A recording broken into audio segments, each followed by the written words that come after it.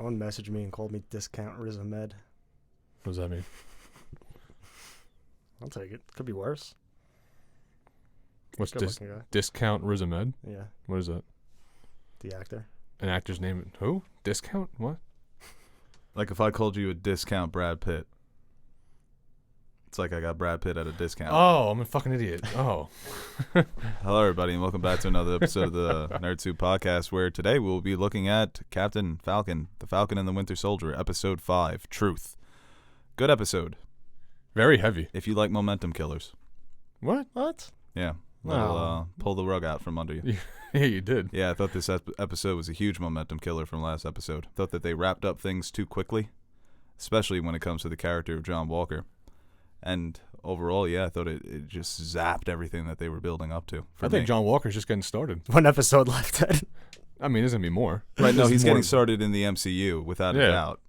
That doesn't do anything for me for this show. If that's his ending in this show, then I think he was a good character overall, but they left a lot on the table for me. Yeah, I mean, we got another I episode. mean, you guys can argue. It's all right. You guys can have opposing opinions. I like this episode a lot.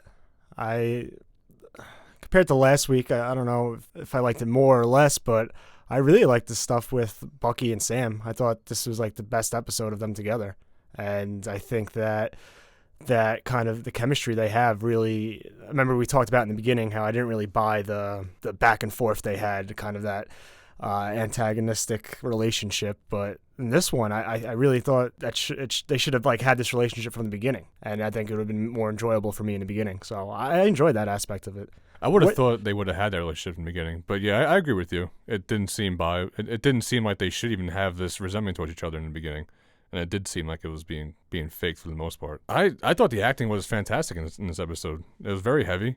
The scenes with Isaiah and Sam, that was great. You know, getting the backstory on Isaiah and what actually happened to him. Yeah, it felt like an epilogue episode after the events of the previous episode.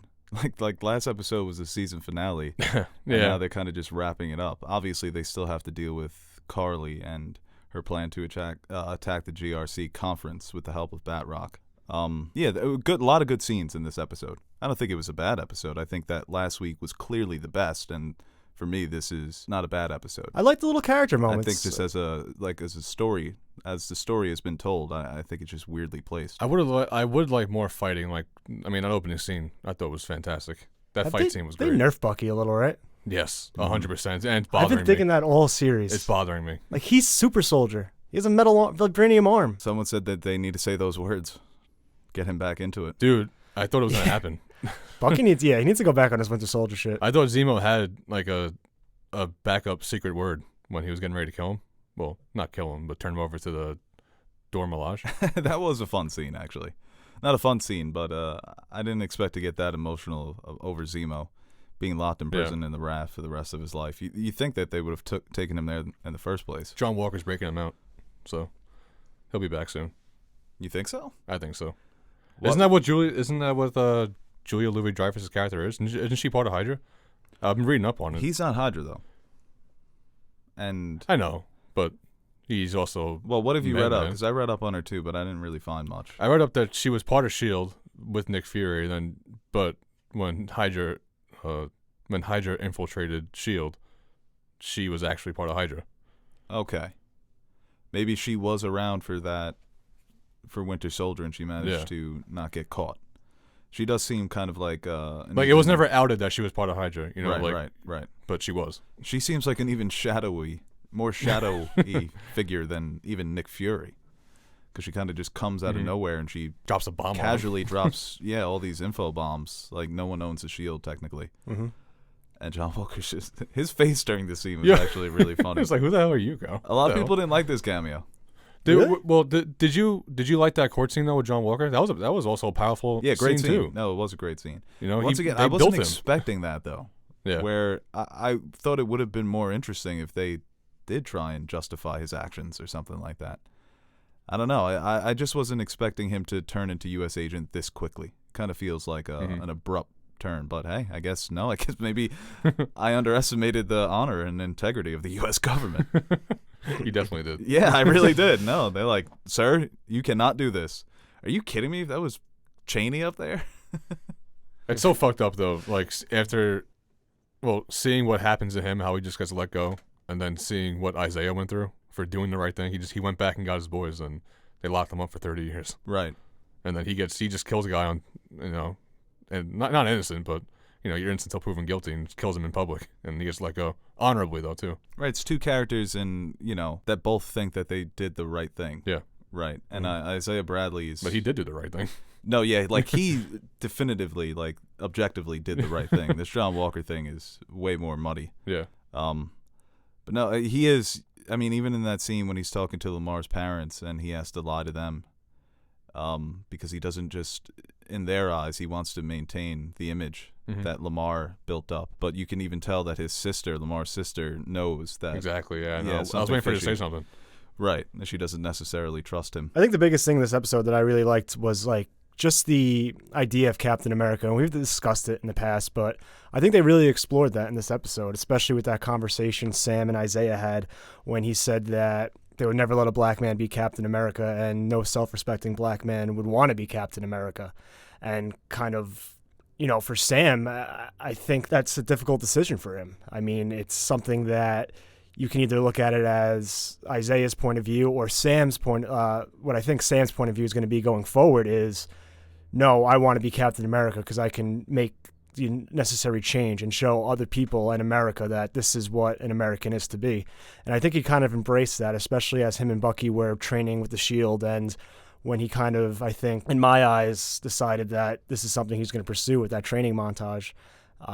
So I really liked all that stuff with this episode. Yeah, I'm very happy Sam chose to take up the mantle because he could have easily been influenced by what Isaiah said, because what he was saying was all very factual and true and impactful to him. And I'm very happy that he chose to take up the mantle and not go the route of, staying quiet and just staying alone. Right.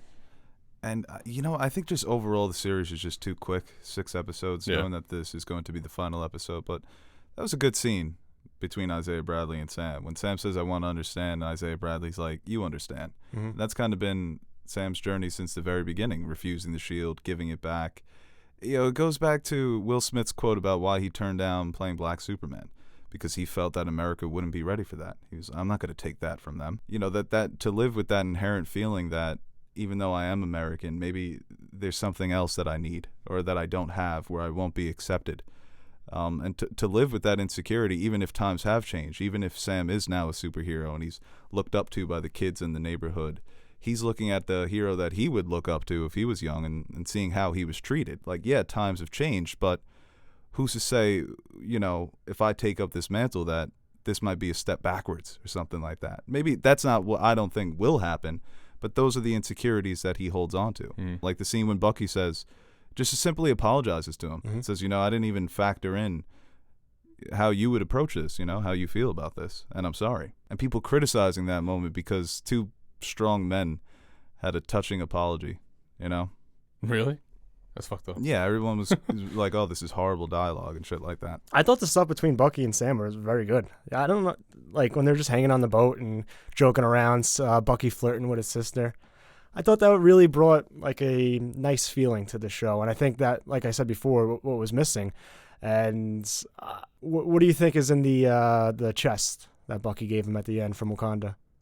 It's new wings, right? That's what I think, vibranium wings. I think I don't think it's wings. I think the wings are going to Torres. I think it's just a suit. I think they're going to give him like the traditional red, white, and blue suit, and he's going to be rocking the shield. Why would Wakanda give that to him? Because I think Bucky asked for a favor. Well, all their suits are nice vibranium. Suit, yeah. Imagine if this man has a Black Panther suit now. That would be sick. Bro, maybe it's a serum. Doesn't he have the wings and the shield in the comics? Yeah. He said, I only don't think that it's the wings because he's told Torres to keep them. Actually, yeah, I did. When I was reading up on this, I did see there was a side character, and it's Torres with the wings. Right, because he becomes the Falcon. Yeah. He becomes the like new his Falcon in certain iterations, where Sam is just captain, and he's flying around Torres. I want to see how that plays out, man. If he's just going to anoint himself Captain America, I really want to see what the government's going to do. Well, yeah, with Elaine from Seinfeld saying that no one owns a shield. Yeah. Now he's got it, right? It's kind of like the Elder Wand, because whoever has it. Walker just made his own. Right, yeah, and at the end we see him making his shield from the comics. Well, I don't even hate the idea of them both having wings. I like the red, white, and blue wings. I think it will be a full getup. Regardless of if it's wings or no wings, it's going to be red, white, and blue. Well, they just Pulp Fiction us, and you just never see it. Wait, you said... Yeah, I thought we were going to get it this episode. You said John Walker made his own shield? Yeah. End credit scene, he makes his own shield, and that's in the comics. He's got like a... That was an end credit scene. It looks like a medieval shield. Yeah, turn it off early? I didn't turn it off early, but I fast-forwarded. I didn't see nothing. How was it, like, the last 5 seconds of the actual show? Yeah, kind of. Like, all the way at the end? Mid-credits. Oh, God. I wish they can say which one's going to have a post-credit scene. I wonder if he's just done for this season. John Walker? Yeah. Does she have anything for him to do? He's got to. Going into this final confrontation? What? Do you think that he just shows up?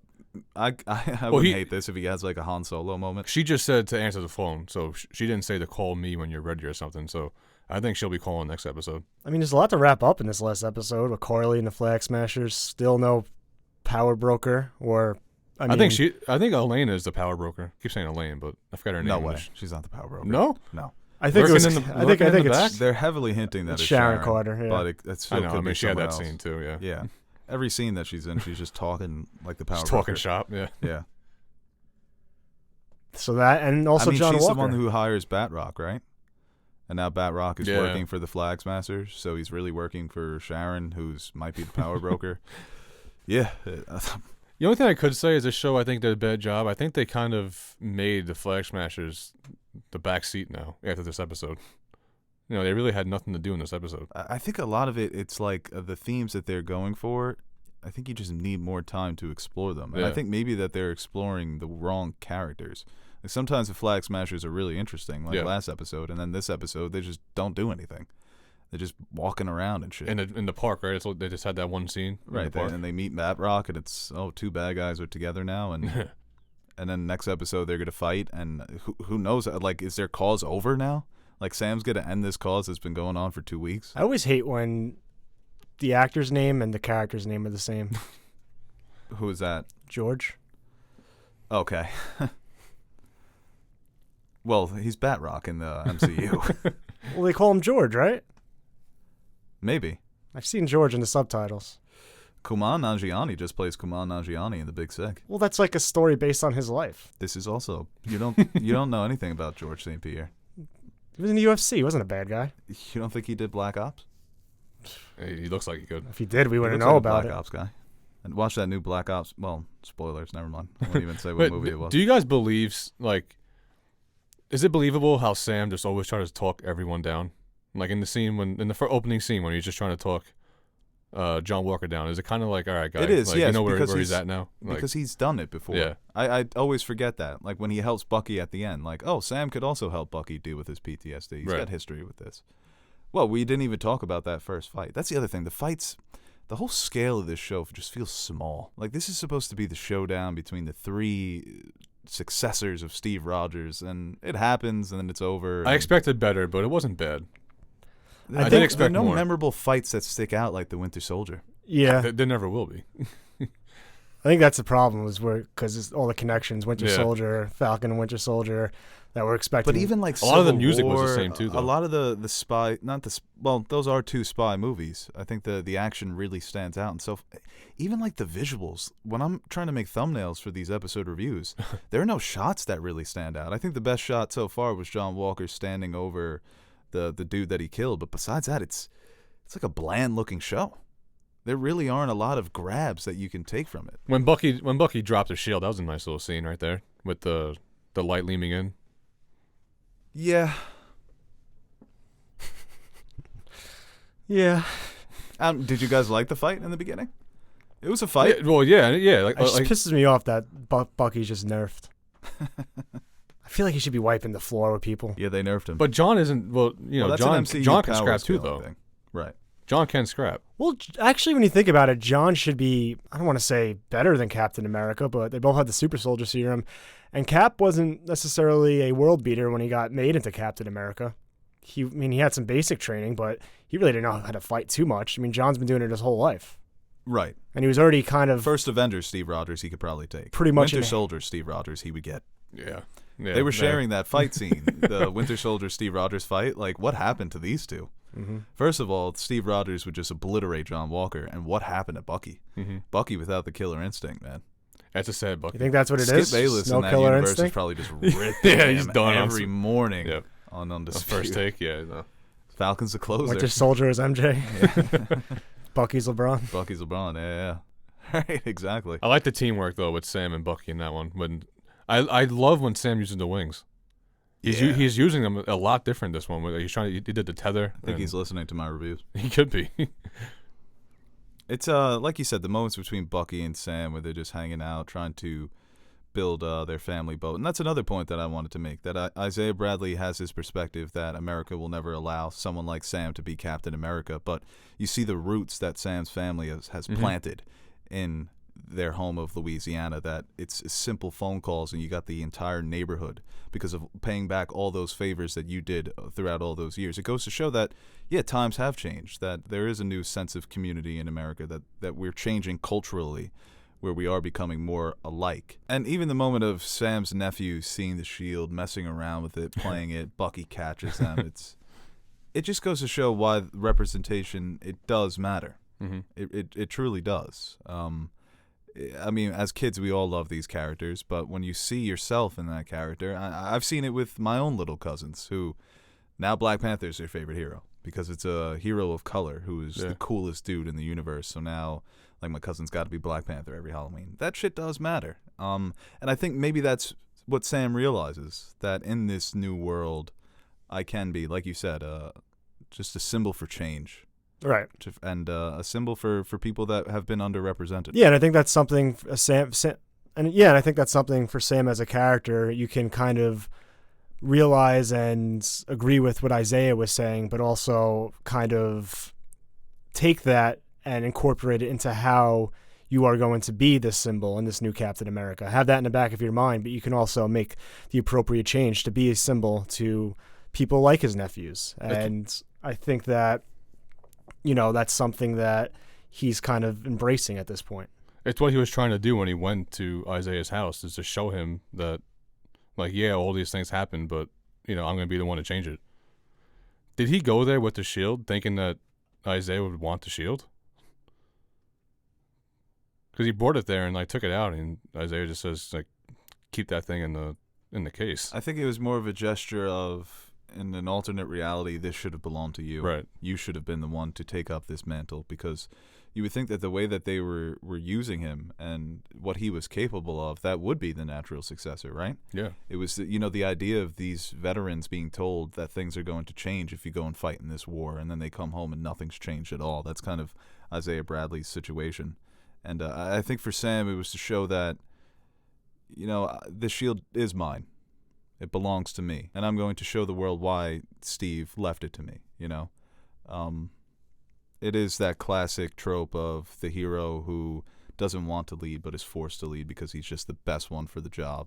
And I think that's why I've been frustrated with the show, because I don't think they've done a good job of getting to that point where Sam's just like, okay, I'll be Captain America. It took to the last episode for him to realize it. Right. I mean, they set up this absolute prickbag John Walker to be Captain America. It's like, clearly that's the worst choice. And I think that we could have just gotten a lot more from this story. I think that's why, you complained about this a few weeks ago, that it is going by too quickly. And I just really felt it with this episode, because I felt like they were cramming stuff in. Right. Stuff that I enjoyed. It makes you question why they went with 6 episodes. Budget, I guess, maybe. Yeah. Well, I think it... I don't know. I enjoyed some of the commentary on just governments and how they use their soldiers and then kind of disregard them. I think obviously with Isaiah, that's a different situation than John Walker. But John even says that you made me, this is what you wanted me to do, and I'm just fulfilling your orders pretty much. It's like, Yes. You could blame me, but I'm your creation. Yeah, they're kind of just using him as a sacrificial lamb. Mm-hmm. Yeah, you created the the rules, and just because I bent them a bit now, people have done way worse, I think, in the U.S. government. And it's more of the fact that John Walker was just caught, right? Mm-hmm. And everyone there was there with their cell phones out. And it's like, oh, man, you got caught, so you got to go away now. Oh, yeah, if you didn't get caught, absolutely, then nothing would have ever happened. Yeah. Yep. And his entire life was kind of just ruined, right? He's denied his pension, all the years that he put in are just for nothing. So it's going to be the case of a government turning one of its own against them. And we've seen this before with multiple villains, and whether it's superheroes or James Bond, it's, you know, the agent that was just cast aside and now he's coming back for revenge. I don't know how U.S. agent really operates in the comics. I don't know if he is an anti-hero or more just a straight villain.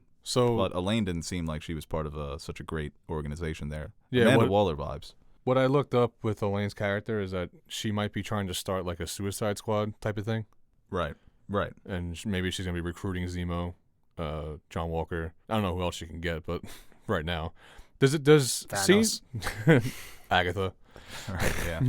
Does this episode, not episode, but does this series, it makes you appreciate Wanda more because Wanda kind of wiped your slate clean. I wonder if this would have came first, if it would have been maybe stale, you know, because it's really not as action-packed as I thought it was going to be, and it's not as impactful as Wanda was. So I really wonder where, like, I wonder if this would have been like a rocky start for him, if this would have came out first. No, I don't think it would have been a rocky start. I think it would have been an okay start. Yeah. I think this leading into WandaVision, I mean, by the time we got to WandaVision, it would have been better for this show to come out before. Mm-hmm. WandaVision is kind of like your main attraction. This is the opener. Yeah, you dropped the bomb with WandaVision. Yeah. And like I said, I think it's just been inconsistent. So there have been moments of greatness. Like I said, episode 4 was one of the best episodes of TV this year. I mean, some of the best stuff the MCU has done. I don't know. It will be interesting to see where all these characters lead off, especially John Walker. Like I said, I can't imagine we get much with him in the next episode. Because even if they're going to start something and they're not going to finish it. I mean, do you think he shows up for the Carly fight? I don't know, man. There's so much to tie up, I feel like. I know. No, never mind. That's Invincible. I was going to say there's like 10 storylines. I'm thinking of Invincible for a second.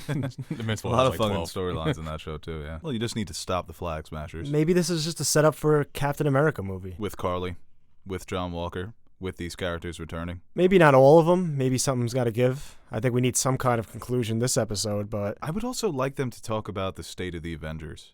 I wonder if that's how Sam ends it. Facts. Where he's I got to reassemble the team here. How has there not been any mentions in WandaVision or in this one about they refer to them as Avengers. Like the cops are like, these guys are Avengers. Yeah. But, yeah.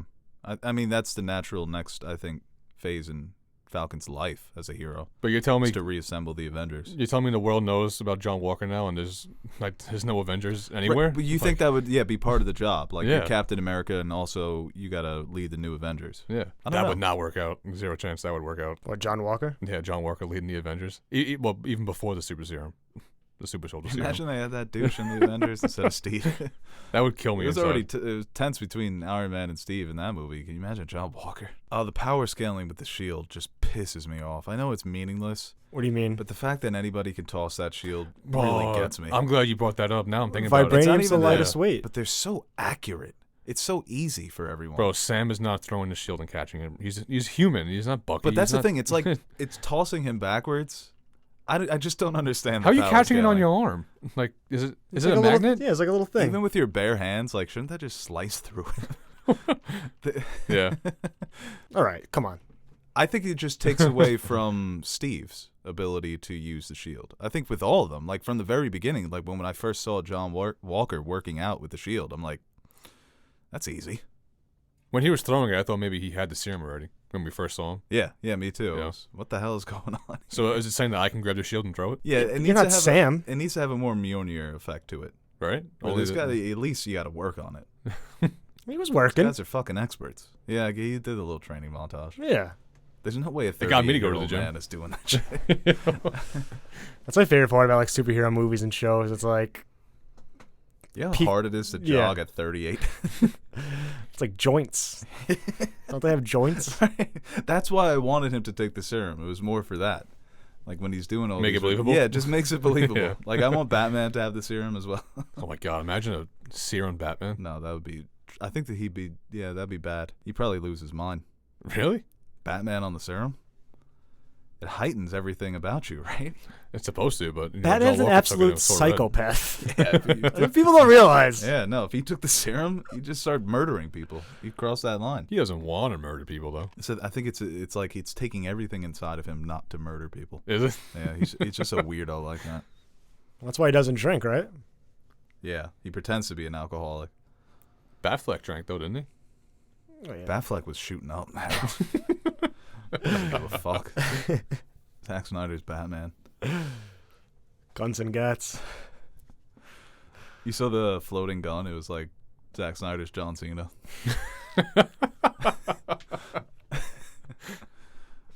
Is there anything else? Let's talk about the Zemo scene.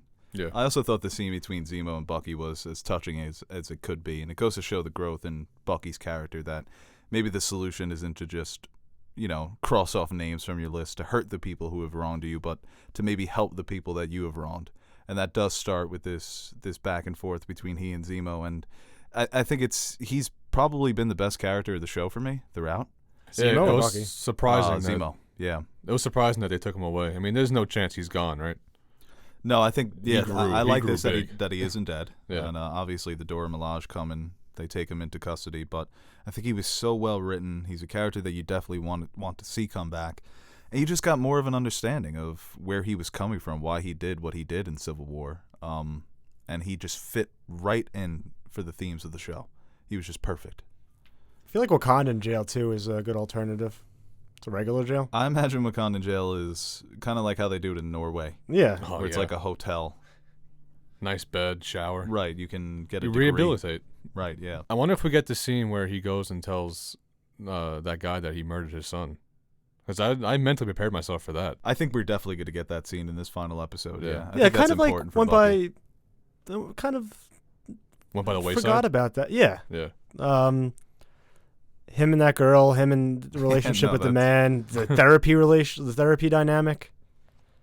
That's it's kind of just... Yeah. I think the therapy scenes, too, people have pointed this out, that's not the way to do therapy. The therapist is very much just trying to... That's for the audience, to be a funny character, to be frustrated with your patient, but... Mm-hmm.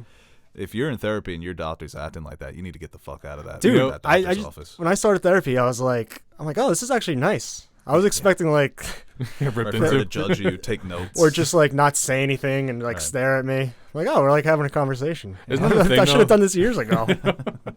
You know that video you saw me watching the other day when it was like the lawyer breaking down scenes with lawyers? Yes. I did that with a psychologist Okay, right. breaking right. down the Bucky scene.